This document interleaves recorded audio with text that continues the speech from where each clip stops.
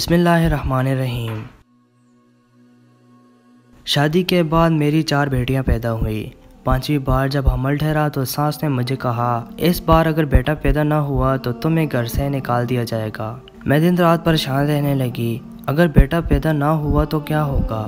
ایک دفعہ نوکر بولا، بی بی روز کچا انڈا کھاؤ، دیکھ لینا بیٹا ہی پیدا ہوگا۔ جب ڈیلیوری کا وقت آیا تو قدموں تلے زمین نکل گئی، کیونکہ وہاں تو نوکر کا میرا نام سعدیہ ہے۔ میری شادی کو 7 سال ہو گئے تھے۔ میری شادی بہت ہی امیر خاندان میں ہوئی تھی۔ میرے باپ نے مجھے نہ اس خاندان کے لوگوں کو دیکھا نہ کسی اور چیز کو، بس صرف بڑا گھر دیکھا اور اکلوتا بیٹا ہے۔ لیکن جہاں اکلوتے بیٹے ہوں وہاں ساری ذمہ داری بڑی بہو پر ہوتی ہے۔ اس گھر میں کسی چیز کی کمی نہیں تھی، بس صرف ایک ہی بات نے میرا جینا حرام کر رکھا تھا، اور وہ یہ کہ مجھے اس گھر کا وارث پیدا کرنا تھا۔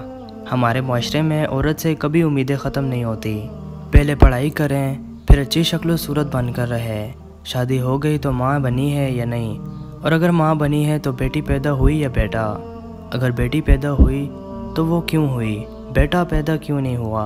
عورت کی ساری زندگی اسی طرح سنتے گزر جاتی ہے۔ مجھے بھی اللہ نے بیٹی سے نوازا، میں بہت خوش تھی، کیونکہ ایسے لوگ بھی ہوتے ہیں جن کی 10 سال تک اولاد نہیں ہوتی، لیکن میری ساس اور شوہر بالکل خوش نہیں ہوتے تھے۔ اس بڑے سے گھر میں ایک نوکر تھا جس کا نام اکرم تھا۔ صرف اکرم ہی میرا درد سمجھتا تھا۔ وہ کہتا تھا کہ آپ کے گھر میں اللہ نے رحمت دی ہے۔ وہ ہی یہ خبر بار سنانے آتا کہ بیٹی پیدا ہوئی ہے، اور اسی بات پر میرے شوہر سے تھپڑ بھی کھا لیتا۔ بس میری قسمت میں یہ تھا کہ اللہ تعالیٰ نے مجھے 4 بیٹیوں سے نوازا۔ اس پر میری ساس اور میرے شوہر کا رویہ میرے ساتھ بالکل بھی صحیح نہیں ہوتا تھا۔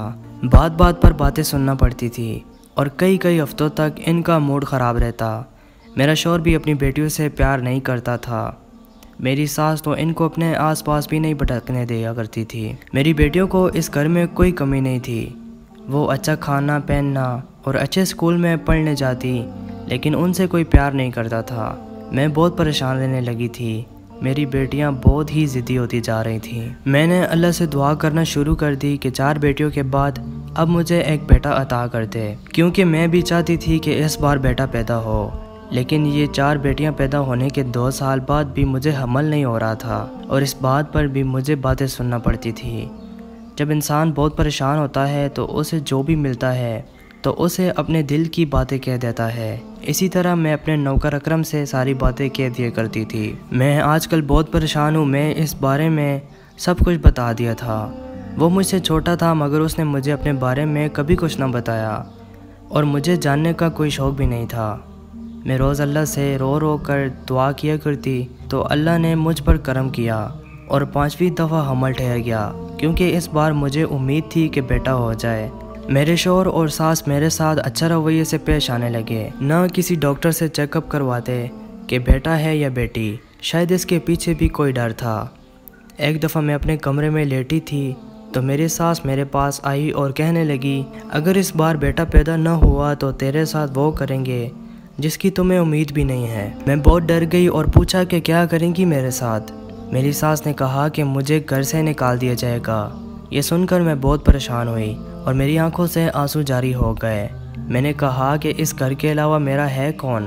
ماں باپ بھی اب اس دنیا میں نہیں رہے، کوئی بہن بھائی بھی نہیں ہے۔ اگر مجھے اس گھر سے نکال دیا تو میں اپنی بیٹیوں کو لے کر کہاں جاؤں گی؟ ساس نے کہا کہ یہ ہمارا مسئلہ نہیں ہے، دعا کرو بیٹا پیدا ہو، اگر بیٹا پیدا ہوا تو تم اس حویلی پہ راج کرو گی، ہم تمہیں بہت زیادہ خوش رکھیں گے، تمہاری بیٹیاں اور تم نے جو چاہا حاضر کر دیا جائے گا۔ لیکن اگر بیٹا پیدا نہ ہوا تو اپنے بیٹے کی دوسری شادی کروا دوں گی، میں اپنے حق پر ہوں، میں نے تمہیں 5 موقع دیے ہیں۔ میرے شوہر نے بھی مجھے بہت باتیں سنائی، اور اس نے بھی کہا کہ اگر بیٹا پیدا نہ ہوا تو تمہیں 5 بیٹیوں سمیت گھر سے نکال دوں گا۔ میں نے کہا آپ لوگ اتنے ظالم کیسے ہو سکتے ہیں؟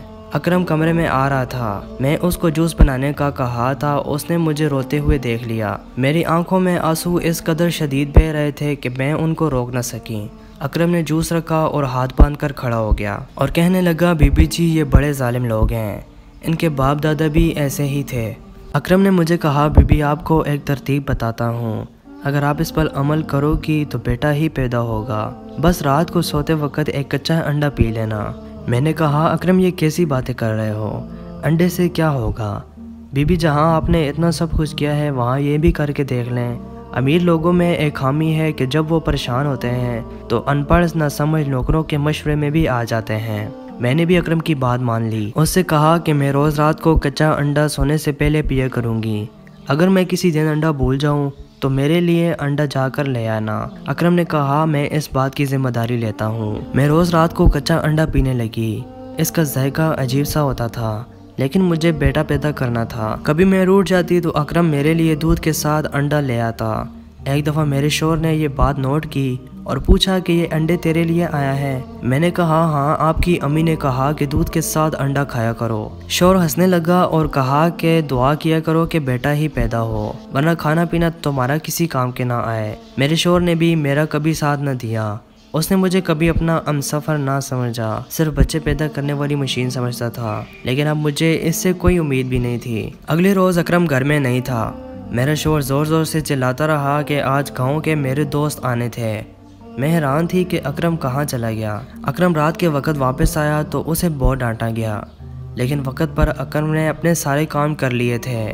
میں اپنی ساس کی باتوں سے بہت پریشان تھی کہ اس بار بیٹا پیدا نہ ہوا تو تجھے گھر سے نکال دوں گی۔ تو میں نے رات کے وقت اپنے شوہر سے بات کی کہ اگر اس بار بیٹی پیدا ہوئی تو آپ واقعی مجھے چھوڑ دیں گے؟ شوہر نے ایسی بات کہی کہ میرے پیروں تلے زمین نکل گئی۔ اس نے کہا کہ میری ماں نے جیسا کہا ویسا ہی کروں گا، تو میں طلاق دے دوں گا۔ یہ سن کر میں چپ ہو گئی۔ رات کو اکرم میرے لیے انڈا لے کر آتا، لیکن اس رات نہیں آ رہا تھا اور رات گزر رہی تھی۔ میں نے سوچا پتہ نہیں کہاں چلا گیا۔ میں اکرم سے پوچھنے کے لیے باہر جانے کا ارادہ کیا، وہ کہاں ہے؟ اگر نہیں ہے تو میں اپنے لیے خود ہی انڈا اور دودھ لے آؤں۔ جب میں جانے لگی میرے شوہر نے مجھ سے پوچھا کہ کہاں جا رہی ہو؟ میں نے کہا ذرا ٹہلنے جا رہی ہوں، ٹانگوں میں بہت کھچاؤ ہے۔ وہ خود کتاب پڑھنے میں مصروف تھا۔ جب میں باہر آئی تو کھڑکی سے کچھ ایسا دیکھا کہ میرے قدموں تلے زمین نکل گئی۔ میں نے دیکھا کہ سامنے ایک انڈوں کی ٹرے تھی اور ساتھ ایک دودھ کا گلاس رکھا تھا۔ دودھ کا گلاس اکرم کے ہاتھ میں تھا اور وہ کچھ پڑھ کے پھونک رہا تھا۔ وہ انڈا اور دودھ لے کر میرے لیے باہر آنے لگا۔ اس کا مجھ سے سامنا ہو گیا۔ وہ مجھے دیکھ کر ایسا ڈرا جیسے کوئی پولیس چور کو دیکھ کر۔ میں کہہ دیا کہ تم جو کر رہے تھے وہ میں نے سب دیکھ لیا ہے۔ تم مجھ پہ کوئی جادو کر رہے تھے کیا؟ تمہیں یہ سب کس نے کہا ہے کرنے کے لیے؟ میری ساس نے کہا ہے، کیونکہ وہ جان بوجھ کے ایسا کروائے گی کہ اس کی بیٹی ہی پیدا ہو اور میں اسے گھر سے نکال دوں اور اپنے بیٹے کی بھانجی سے دوسری شادی کر لوں۔ آخر تم اتنے بے رحم کیسے ہو سکتے ہو؟ میں بھی پاگل تھی جو تمہاری باتوں میں آ گئی۔ وہ نہ میں ہی سر ہلاتا رہا اور کہا کہ بی بی جی میں غدار نہیں ہوں۔ اتنے میں میرا ہارٹ ٹریک کو لگا اور وہ نیچے گر گئی۔ میرے شوہر نے آواز سن لی اور وہ ہماری طرف آنے لگا۔ ٹھیک اسی وقت میں پیٹ میں شدید درد شروع ہو گیا۔ درد برداشت سے باہر تھا۔ فوراً دائی کو بلایا گیا اور ڈاکٹرز کو بھی، لیکن ڈاکٹرز نے کہا ہم یہ نہیں کر سکتے، اس کی حالت بہت خراب ہے، یہ نہیں بچے گی۔ میرے شوہر نے اسی وقت مجھے دوسرے ہاسپٹل میں لے جایا گیا جہاں میری ڈیلیوری ہوئی۔ یہ دیکھ کر میری آنکھوں سے خون کے آنسو نکل آئے کہ اس بار بھی بیٹی ہی پیدا ہوئی۔ مجھے اپنی بربادی نظر آنے لگ گئی۔ فوراً اس وقت ایک عورت آئی اور میری بیٹی کو اٹھا کر لے گئی اور اس کی جگہ بیٹا لا کر رکھ دیا۔ یہ دیکھ کر میں بہت حیران ہوئی۔ وہ عورت کون تھی؟ میں اس عورت کو نہیں جانتی تھی۔ وہ عورت اکرم کی بیوی تھی۔ اس نے میری گود میں اپنا بیٹا دے دیا اور میری بیٹی لے لی۔ اکرم کی بیوی نے کہا یہ صرف 2 دن کا ہے، کسی کو پتہ نہیں چلے گا۔ میں حیران تھی۔ اکرم کی شادی ہو چکی تھی اور اس نے آج تک کسی کو نہیں پتہ چلنے دیا تھا۔ اکرم نے کہا میرے 4 بیٹے تھے اور 5ویں بیٹی کی امید تھی، مگر بیٹا ہی پیدا ہو گیا۔ میں نے سارا پلان پہلے سے ہی بنا رکھا تھا۔ کچا انڈا تو صرف ایک بہانہ تھا۔ اگر میں اس وقت آپ کو یہ بات بتاتا تو آپ کو بہت عجیب لگتا۔ میں اپنی بیٹی اکرم کی بیوی کو دیتے وقت بہت عجیب محسوس کر رہی تھی، لیکن اکرم نے کہا بی بی آپ پریشان نہ ہو، ہم اپنی اولاد کی طرح اسے پالیں گے اور آپ سے ملوانے کے لیے بھی لے آیا کریں گے۔ میں نے اکرم سے معافی مانگی کہ اس دن میں نے بہت زیادہ بول دیا تھا۔ اکرم کی وفاداری کی مثال نہیں تھی۔